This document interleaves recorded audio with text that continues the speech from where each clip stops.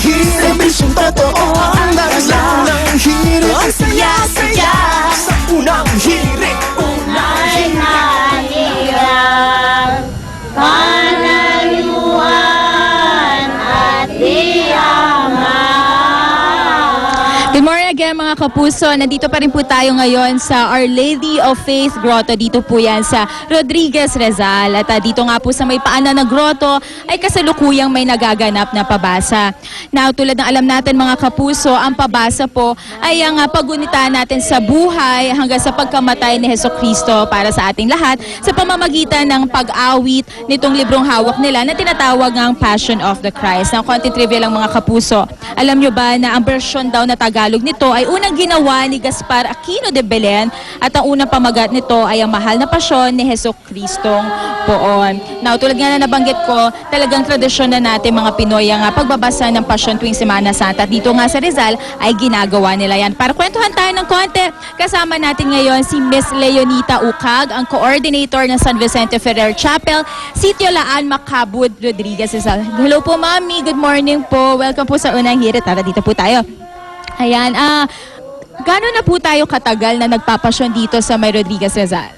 Matagal na po. 1978. So marami-raming taon na rin po ayon, no? So usually po, kailan pa po tayo nag-start na nagsimula nitong pasyon?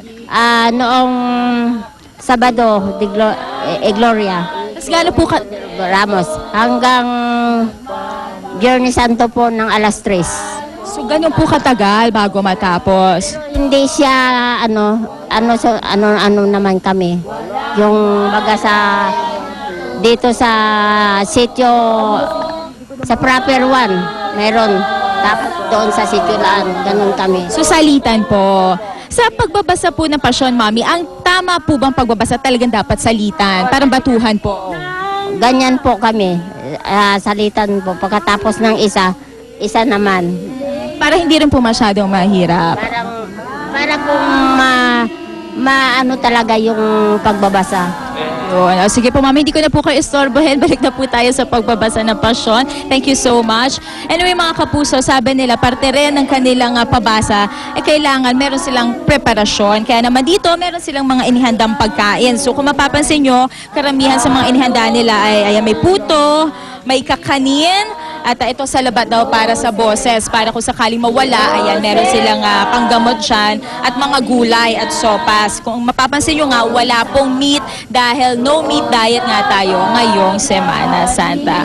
There you go mga kapuso, ngayong Semana Santa mahusay na magdasal talaga ng mainama. Siyempre, konting wag muna pong pagkain ng mga pinagbabawal para maging mapayapa at maayos ang ating celebration ng Semana Santa. Anyway, mula muna po dito sa Rodriguez Rizal, balik muna tayo sa studio. Ang puso'y angat na senda, lumangin at umiyak. Ang dibdib halos mawalat nang di makita ang anak.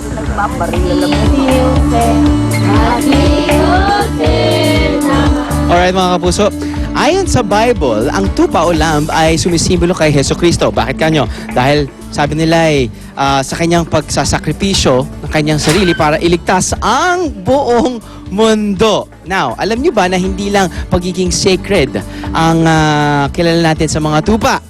Yan yung pag-uusapan natin yung kasama si Ryan Ponce, owner ng isang sheep farm sa Batangas. Good morning, bro. Good morning, Drew. Okay, pag-usapan natin ngayon. Una muna, minsan naguguluhan ako eh.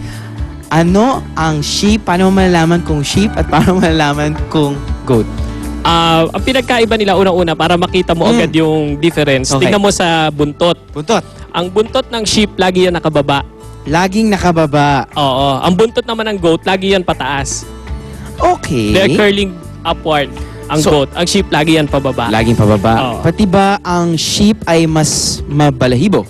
Ang sheep, mas babalahibo sila, Okay. plus mas gentle sila kung makikita natin. Kaya meron tayo, di ba, meek as a lamb. Yan yun. Meek as a lamb kasi yun yung parang characteristic talaga ng mga sheep. Very timid, very shy. Tahimik lang sila. Eh, yung nakikita natin ngayon dito, parang kumukumpul sila at nagtatago sila on one side. Medyo mahiyain. Medyo mahihayin. Ano pa yung ano? Bakit iba-iba yung mga kulay nila? Oh, basically kasi, yung Okay. medyo may shade ng dark, Okay. brown, black, yan yung mga Katadin. Katadin. So, ang they lahi have, nila. they have different breeds. Okay. Tapos yung mga white, yan yung mga Saint Croix. Okay. Sa origin yan eh. Depende. Yung origin ng Katadin from the Middle East. Tapos yung Saint Croix sa Saint Croix Islands. Pero pretty much the same yung kanilang parang behavior or yung kanilang Parehas characteristics. lang. Tapos herd animals kasi ang mga sheep. Talagang Yes. gusto nila sama-sama. Pag mag-isa lang, nai-stress yung mga sheep. Ayaw nila nang mag-isa lang sila. Ayaw nila Kailangan mag-isa. lagi silang 5 pataas. May nagsabi sa bakit ang dami daw mga tupa dito sa Pilipinas? Kasi nagkakaroon na tayo ngayon ng acceptance ng tupa eh. Before Okay. kasi sanay ang Pilipino kumain ng kambing, That's right. karne ng kambing. Ngayon unti-unti nagkakaroon na tayo ng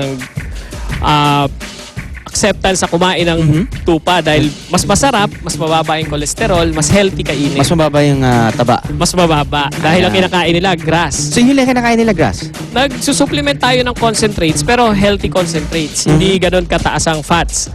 Okay. Kung gusto mo mag-alaga ng tupa, ano ang dapat tandaan? Kailangan meron kang 3 bagay. Una-una, maganda yung pasture mo. Yung mga damo mo, yun yung mga high protein na damo, gaya ng mga damong pinakita natin dyan. Tapos meron tayo magandang housing. Hindi naman kailangan expensive, pero kailangan meron silang shelter from wind, Okay. from rain. Tapos pangatlo, syempre, yung laging natin, magaling yung tagapag-alaga mo. Kailangan masipag dahil medyo kailangan tinututukan sila eh. Last question. Tinanong ko na sa ito, pero para sa mga taong katulad ko na hindi alam, ano bang difference ng lamb pati sheep? Ang sheep, sila yung mas matanda na tupa. Pag Yan. bata, lamb ang tawag natin. Pag lalaki, ram. Pag babae, ewe ang tawag. Ay, alam nyo na ngayon. Katulad kakalaman ko lang ngayon. Maraming salamat, Ryan. Thank you so much. Thank you. At maraming salamat nga pala to Malaykabyo Farm. That's right. Alright, so alam po na natin ngayon, nakilala po natin yung binibida natin ngayon, biblical animals. Magbabalik po ako ng hirit.